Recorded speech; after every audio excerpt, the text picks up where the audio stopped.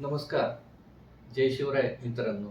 आज जो एक विषय मी घेणार आहे तो जिव्हाळ्याचा आहे सगळ्यांच्या आणि त्याच्यामध्ये महत्त्वाचं म्हणजे शेतकऱ्यांच्या जे आपल्याला अन्न देतात, अन्न पिकवतात, आपल्यापर्यंत अन्न पोहोचतं.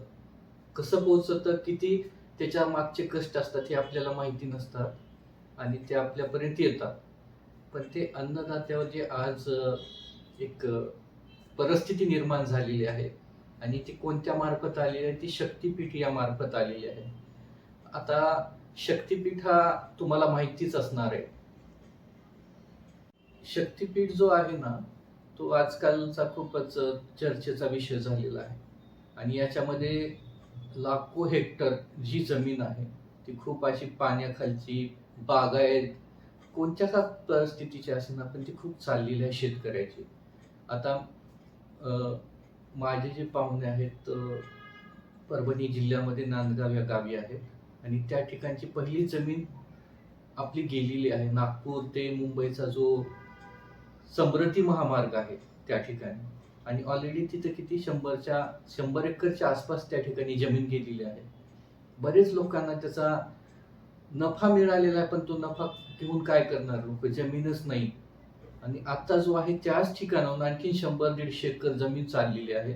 ती कशासाठी? शक्तिपीठ निर्माण करायचंय आणि हे शक्तिपीठ प्रत्येक जे देवस्थान आहे त्यांना हे जोडायचंय. पण मला सरकारला एक विचारायचं आहे, ते कशासाठी तुम्ही अट्टहास करताय? कारण की हे शक्तिपीठ निर्माण करण्यासाठी लाखो करोडो रुपये तर जाणारच आहेत. पण त्याच्यामध्ये जी आपली सुपीक जमीन आहे, जी शेतकऱ्यांची जी जमीन आहे, जे शेतकरी त्याच्यावर उदरनिर्वाह करतो, अशी जमीन जाणार आहे. आणि जर ती जमीन गेली तर उद्या त्यांनी काय करायचं? त्याच्या लेकरांनी काय करायचं? आता सपोज ज्याच्याकडे 2 एकर जमीन आहे, 1.5 एकर जमीन आहे, त्याची सगळी जमीन त्या ठिकाणी चाललेली आहे. तुम्ही पैसे द्याल त्याला. उद्या त्या लोकांनी काय करायचं? जायचं कुठं? कामधंदा काय करायचा? त्याच्याबद्दल काही नियोजन केलं का? नाही. आणि अशा प्रकारचे अफवा पण उठवत आहेत, की आम्हाला ह्या एरियाकडून फुल सपोर्ट आहे, शेतकरी त्याच्यासाठी राजी आहेत. कोणताच शेतकरी याच्यासाठी राजी नाही. अहो, परभणी जिल्ह्यासारख्या ठिकाणची सुपीक जमीन ज्या ठिकाणी 50-60 फूट पूर्ण काळी असते, पूर्ण काळी. कारण की माझं आजूळ आहे त्या ठिकाणी आणि त्या ठिकाणी पूर्ण काळी जमीन 50-50 फूटवाली जमीन, इतकी सुपीक जमीन अशी विचारून बागायती जमीन, सुपीक जमीन, 50-50 फूट काळी जमीन, अशा जमिनी जात आहेत त्या शक्तिपीठामध्ये. आणि याच्यामध्ये सरकार देऊन किती देणार आहे? 25 लाख देईल, 30 लाख देईल. त्या पैशाचं लोकांनी काय करायचं? आता मी हा विषय याच्यासाठी मांडत होतो कारण की माझे जे आजोळ आहे त्या ठिकाणी माझी पाहुण्याची जमीन तिथं जात आहे. आता एक मोठा जवळपास 8 एकरचा मोठा तुकडा आहे. खूप छान जमीन आहे. जवळपास तिथं 35, सध्या 50 नी मागत आहेत त्या ठिकाणी जमीन. पण विषय इथं मी कशासाठी मांडतोय? ती जी जमीन आहे 7 एकर अशी जमीन आहे, असा रस्ता जाणार आहे. जमीन बघा, जमीन अशी सरळ आहे आणि रस्ता कसा असा तिरपा जातोय. विशेष म्हणजे तिरप्यामध्ये कोपरे राहत आहेत. हे जे कोपरा आहे, हा कोपरा राहणार आहे. इकडला पण कोपरा राहणार, तिकडला कोपरा. म्हणजे किती? जवळपास गुंठे काहीतरी राहतील. 4-5 गुंठे इकडे, 4-5 गुंठे तिकडे. त्या गुंठ्याचं करणार काय शेतकरी? काय करणार मला सांगा? कारण की पर्यायच नाही. उद्या जर रस्ता झाला, तो इकडली शेती कशी करणार? इथून तिकडं कसं जाणार? सपोज त्याच्या इथं पाईपलाईन असेल, बोर असतील, ती पाण्याची विल्हेवाट कशी लावणार तो त्या ठिकाणी? मग ह्या गोष्टीकडे पण सरकारनं लक्ष द्यायला पाहिजे. ह्या शक्तिपीठाचा अट्टहास बंद करायला पाहिजे. जवळपास 700-800 किलोमीटर हा जाणार आहे. त्याच्यामध्ये तुम्ही बघा ना, लाखो एकर जमीन याच्यामध्ये जाणार आहे. आणि रस्ता जो आहे तो जमिनीलगत जाणार नाही. त्याच्यासाठी त्याला काय करायला उचलावं लागेल 10, 15, 20 फूट. आणि 20 फूट झाल्यानंतर जमिनीची जी पातळी आहे आणि रस्त्याची पातळी ह्याच्यामध्ये खूप डिफरन्स असणार आहे. जमीन अशी असणार आहे, रस्त्यावरही असणार आहे. उद्या पाऊस पाणी झालं, त्याची विल्हेवाट काय? त्या रस्त्यावर जे पाणी पडणार आहे, आजकाल खूप पूरसदृश्य पाऊस पडतो कुठं पण. उद्या आपण काहीतरी या जमिनीमध्ये पिकवलं आणि उद्या पाऊस आला, ते सर्व पाणी शेतामध्ये. मग पिकाचं काय? पिकाचं नुकसान. पूर्ण पीक तर तुम्हाला तिथं मिळणार नाही. आणि दुसरं, उद्या चालून जर तुम्ही म्हणत असाल आपल्याला ह्या जमिनीचे एवढे पैसे मिळणार आहेत, तर आपण या ठिकाणी धाबा टाकू किंवा काहीतरी करू त्या ठिकाणी, तसले चान्सेस भेटणार नाहीत. विषय बघा ना, या ठिकाणी 20-25 फूट अशी वरी उचलून घेणार आहे. त्याच्यासाठी तुम्ही काय काय करणार आहात ते शक्यच होणार नाही आपल्याकडनं. आपण फक्त विचार करू, त्याची जी मांडणी आहे, जी प्रॅक्टिकल आहे, ते शक्य नाही होणार. तर याच्यासाठी आपण सर्व गावातील लोक, ज्या ज्या गावातील लोकांची जमीन जाणार आहे, त्यांनी 4-5 गाव गोळा करा आणि आंदोलन करा. आणि ज्यावेळेस ते जेसीबी वगैरे घेऊन येतील, त्यांना अजिबात शेतामध्ये पाय ठेवू देऊ नका. कारण की हा जो सर्वे आहे, त्यांनी आता नवीन रस्त्या जो मॅपमध्ये जो नेव्हिगेशन आलेला आहे, ते कसं करतात,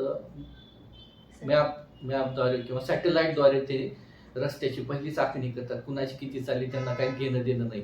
मग याच्यामध्ये काय होतं की त्याच्यानंतर ती तडजोड लावतात, कुणाची जमीन या ठिकाणी आहे, किती एकर जाणार आहे, अशी तशी. मग हे काय बरोबर नाही माझ्या मते.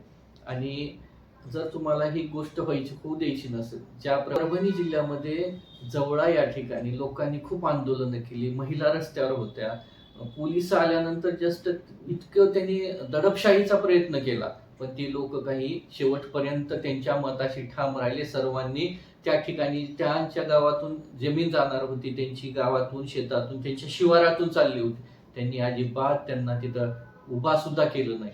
तर त्यांच्या ह्याच्यामध्ये झालं काय, त्यांनी तो मार्ग असा चेंज करून परत त्या इकडं नांदगाव मार्गे ते घेत आहे.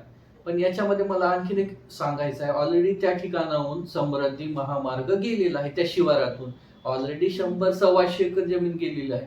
मग कशासाठी आणखीन त्या शिवारातून तुम्ही दुसऱ्या 100-125 घालण्याचा प्रयत्न करतात, हे समजत नाहीये का सरकारला? पहिलं तर हा प्रोजेक्टच रद्द करायला पाहिजे. आपल्याकडे रस्ते खूप छान आहेत, तुम्हाला वाटत असेल थोडे साईडनं मोठे करा, पण तुम्ही शेतकऱ्याचा तुळतुळाट नका घेऊ. मी सर्वांना, आपल्या शेतकरी बांधवांना सांगू इच्छितो, एक राहा, एक व्हा आणि सर्वांनी मिळून आंदोलन करा. जर आपण आंदोलन केलं तर हे शक्तीपीठ या ठिकाणी रद्द होईल. आता या परभणी जिल्ह्यामध्ये नांदगाव म्हणून एक गाव आहे. परभणी क्रॉस झाल्यानंतर वसमत रोडला येतं ते, त्याच गावामधून समृद्धी महामार्ग गेलेला आहे. तिथंच ऑलरेडी 100-150 एकर जमीन पहिलीच गेलेली आहे शेतकऱ्याची. त्याच शेतकऱ्यांची परत आणखीन शक्तीपीठामध्ये जमीन जाणार आहे. त्यांनी काय करायचं? त्याच्यासाठी लोकांनो जागे, शेतकरी बांधवांनो जागे व्हा, सरकार विरुद्ध बंड करा आणि आंदोलन चालू करा याच्यासाठी. नसता आज आपण त्यांना देऊन ठेवाल आणि उद्या मग आपण आपल्या लेकरासाठी काय करायचं? खरं बघा गेलं तर शक्तीपीठाची गरज नाही. रस्ते पूर्ण मोठ्या मोठ्या तालुक्याला, जिल्ह्याला रस्ते ऑलरेडी आहेत. तुम्हाला जायचं असेल, मोठे करायचे असतील तर ते मोठे करा. तिथून तुम्ही उड्डाणपूल करू शकता. तुम्हाला जर त्या ठिकाणी इश्यू येत असेल तर त्या रस्त्यावरून तुम्ही उड्डाणपूल करा डायरेक्ट. इकडे पैसे कशाला घालताय आणि शेतकऱ्याचं कशाला जीवन हराम करून ठेवताय? कारण की उद्या शेतकऱ्याची पिढी काय करणार? सध्या शेतकरी त्या ठिकाणी थोडंफार जेवढं काही येत असेल त्याचा परिवार सांभाळतोय ना तो. उद्या मग त्या शेतकऱ्यांच्या मुलांनी काय करायचं, शेतकऱ्यांनी काय करायचं? आता शेतकऱ्याच्या मुलांनी शिक्षण घेऊन एकतर नोकऱ्या राहिल्या नाही. आता नोकऱ्या नसल्यानंतर ते काय करतात, शेतात येतात आणि आपला उदरनिर्वाह करतात. पण शेतीत जर राहिली नाही तर त्यांनी उद्या चालून काय करायचं? हा एक खूप मोठा प्रश्न शेतकरी बांधवासमोर आहे.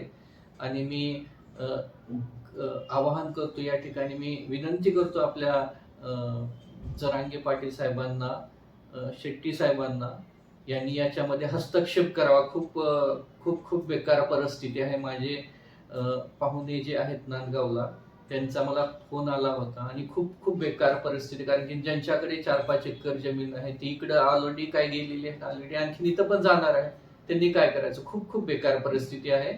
या ठिकाणी खूप दडपशाहीचा प्रयत्न होत आहे. तर शेतकरी बांधवांनो, यासाठी खूपच सतर्क राहा, जागे व्हा. आणि हा जो सॅटेलाइटद्वारे जो त्यांनी मॅप काढलेला आहे, कुठून रस्ता जाणार आहे, तर याच्याबद्दल पण आपण काही दिवसामध्ये चर्चा करणार आहोत. तर मी तुम्हाला ते दाखवेल कोणत्या गावाहून कसा जाणार आहे, कारण की असे मी मागं काही जणांचे व्हिडिओ बघितले होते, त्याच्यामध्ये क्लिअर कट नव्हतं, जस्ट नॉर्मल असं फास्ट जात होते ते तालुक्या वाईज. पण याच्यामध्ये कसं आपण गाव वाईज जाऊ शकतो. तर नेक्स्टमध्ये आपण काय करू, तो मॅपचा जो आहे सॅटेलाईटद्वारे जो नकाशा त्यांनी आणलेला आहे, रस्ता जाणार आहे, ते आपण याच्यामध्ये घेऊ. आणि काही समस्या असतील, तुमचे काही प्रश्न असतील, तर तुम्ही या ठिकाणी मला विचारू शकता. मी त्याचं समाधान द्यायचा प्रयत्न करेन. आणि या लढाईमध्ये शेतकरी बांधवांनो मी तुमच्या सोबत आहे. आणि असं समजू नका तुम्ही एकटे आहात, मी पण तुमच्या सोबत आहे. आणि आपले जे शेतकरी प्रेमी आहेत ते पण तुमच्या सोबत असतील. फक्त तुम्ही एक पाऊल पुढं घ्या, आम्ही तुमच्या सोबत हजारो पावलं तुमच्या सोबत असू. तर मग असेच प्रकारचे व्हिडिओ पाहत राहा. थँक्यू, धन्यवाद, जय महाराष्ट्र. लाईक करा, सबस्क्राईब करा.